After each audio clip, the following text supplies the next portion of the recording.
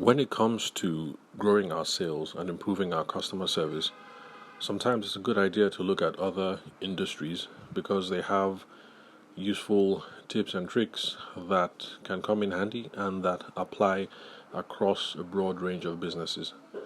For instance, in the tech world, especially in the software space, there is this idea of customer success. In the startup arena, especially in the software space, you don't have selling as one function where you have one person, like me, the wedding photographer, selling from beginning all the way to the end and handling fulfillment. Fulfillment being the part where you deliver on the product. So typically you have one person who starts off the conversation. That person is usually called a business development rep, or let's say business development rep. At least that's the term that is most popularly used right now. Then the business development rep is the person who hits the phone, who scrounges the internet, or who goes to people's offices and gets all the relevant contact details. Now, this person does a certain level of qualification to be sure that we're speaking to the right person, and then he hands over the details to an account rep. An account rep is the person who sits down with the customer to go in depth to figure out what the problem is, to see if your software solution can solve the problem, and basically the account rep is the person who closes the deal, who makes sure that you pick up the deposit. Then the account rep person now hands that customer over to fulfillment or customer satisfaction. Now, the people who are in customer satisfaction, their main goal is to make sure that the software that has been sold to the client, that it works and it delivers on the promises that they said it would, and that it helps the customer to achieve their vision and their desired goal. So that is the whole point of the customer success or the fulfillment folks.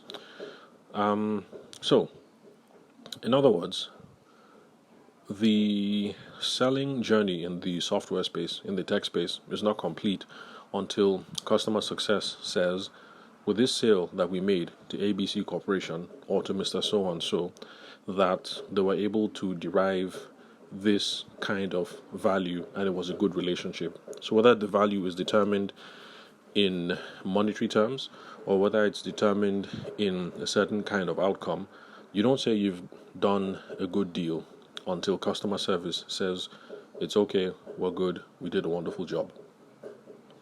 Now, I'm not advocating that those of us in the wedding and the event space should split up our sales functions, that we should have one person running around and hitting the streets, handing it over to an account executive, and then when you're done, there's somebody else who now handles the customer success or fulfillment, or what we would call in the wedding space, at least in Nigeria anyway, what we would consider to be customer service interactions.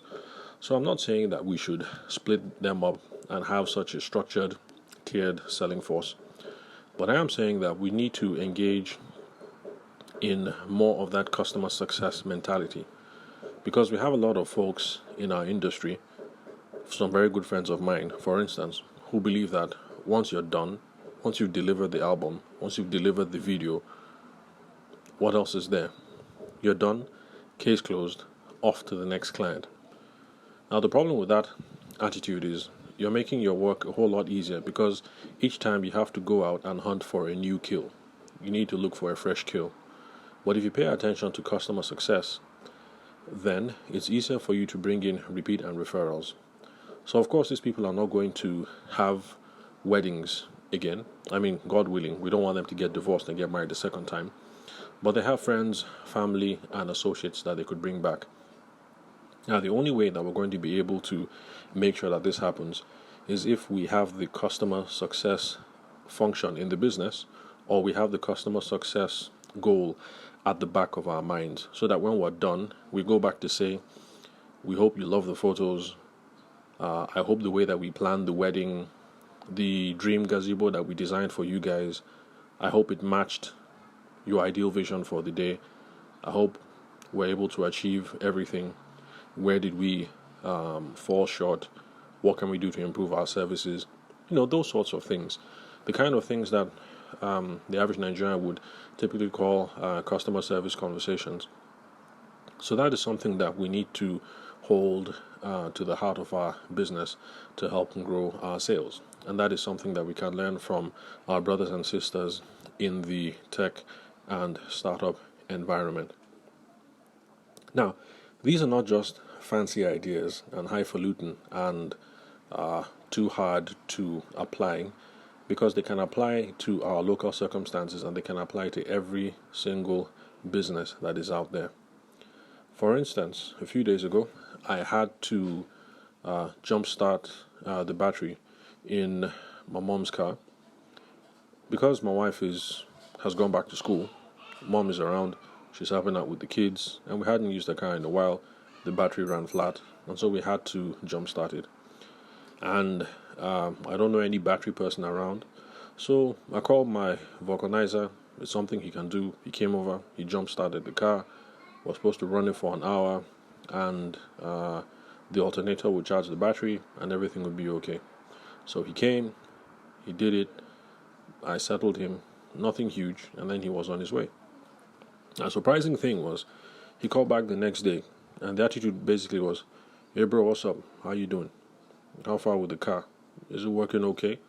Was it able to start again? I hope you guys are not having any problems."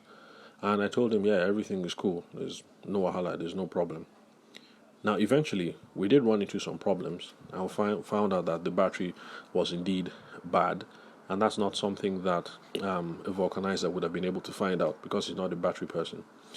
But the point that I'm trying to bring out here is, even vulcanizers, roadside mechanics here in Nigeria already have that mentality of, I've delivered something for someone and I need to follow up with a customer success mentality. I need to be sure that everything was legit and everything was cool, and if there's a problem, so I can go back and redress.